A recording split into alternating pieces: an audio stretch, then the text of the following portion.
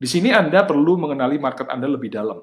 Ya, masalah-masalah yang dihadapi, harapan-harapan yang dimiliki market itu seperti apa. Karena buku Anda itu harus menjadi jawaban dari permasalahan mereka. Berikan mereka alasan kenapa mereka harus baca buku Anda sampai habis. Berikan mereka alasan kenapa mereka harus beli buku Anda. Kalau Anda tidak bisa menjawab itu, maka ya sudah. Kalau nggak laku ya jangan salahin mereka, salahin diri Anda sendiri. Nah, agar buku Anda laku, maka Anda harus tahu prinsip ini, bahwa mereka membeli buku Anda karena mereka punya purpose, karena mereka punya goal, karena mereka punya tujuan, karena mereka ingin mencapai harapan itu, memenuhi harapan, dan mereka ingin menyelesaikan masalah mereka. Sehingga Anda perlu tahu masalahnya. Untuk tahu apa harapan mereka dan bagaimana Anda memenuhi harapan mereka. Masalah anak manja dan rewel, nih untuk ibu-ibu tadi ya. Harapannya apa? Anak nurut dan mandiri. Si ibu ini sulit untuk mengatur anaknya, dan dia tidak tahu apa yang harus dia lakukan. Karena ketika diasuh semakin manja, semakin rewel.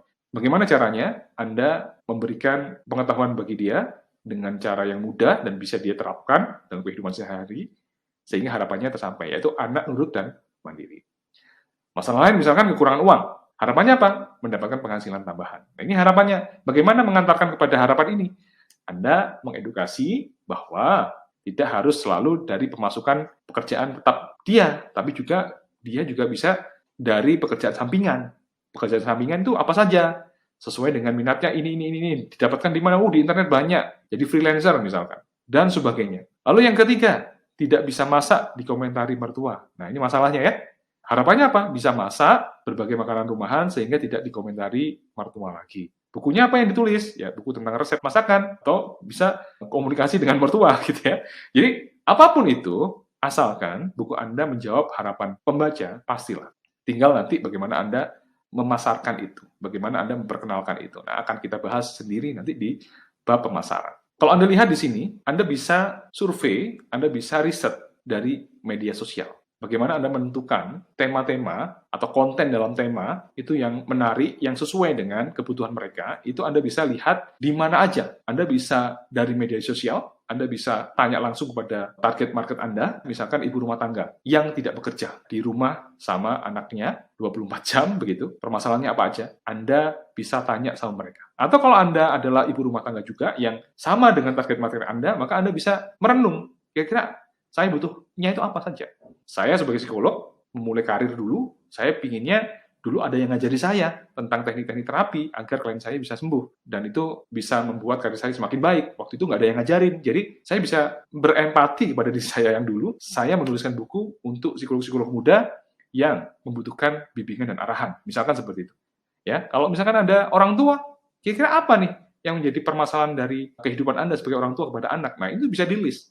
Dari situ, Anda bisa menentukan konten, tema-tema yang menarik. Salah satu yang biasa saya lakukan, saya biasanya membaca, mengamati di media sosial.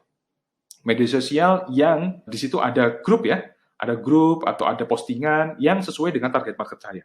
Yang sesuai tema yang saya ingin angkat, di mana ketika kita melihat dari status atau postingan di media sosial itu, kita bisa memperkirakan kira-kira yang komen, yang interest, yang tertarik itu adalah target market kita. Ya, mewakili target market kita.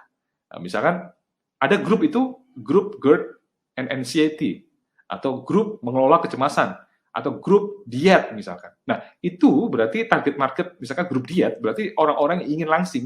Ada di situ semua. Grup anxiety, orang-orang yang mengalami cemas, ya, itu ada di situ semua. Jadi kita bisa lihat postingan mereka, atau jawaban-jawaban dari komentar mereka, itu di sana. Kita lihat di sini. Misalkan, anak saya sama awalnya bapaknya belikan HP untuk daring, taunya ke sini malah nggak jadi anak manis. Syukur akun Google HP-nya sudah diatur dan sebagainya. Dari situ kan saya melihat, oh ya.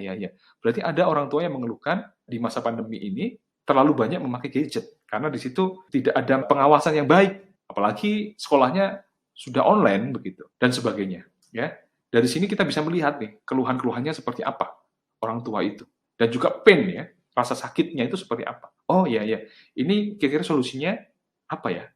Kalau mereka tahu sesuatu yang itu bisa mengubah hidup mereka, kira-kira apa ya? Nah, dari situ kita tahu apa yang harus kita tuliskan. Yang itu ketika kita marketingkan, ketika kita buat iklan, mereka akan langsung tertarik. Jadi kita harus berbasis pada fakta-fakta yang ada di market kita. Yang berikutnya, Anda bisa lihat nih ya, kalau tadi adalah permasalahan orang tua, ini permasalahan orang tua, ini adalah permasalahan gangguan cemas. Jadi saya masuk ke grup gangguan cemas, di situ saya bisa lihat nih ciri-cirinya apa. Nafas sesak setiap saat, ya, dada terasa tertekan, tidak ada nafsu makan dan seterusnya. Jadi dari situ kita juga bisa membuat iklan. Apakah Anda merasa dada Anda tertekan, tidak nafsu makan karena kecemasan? Nah, itu langsung orang-orang yang menulis ini langsung klik, wah ini saya banget ini.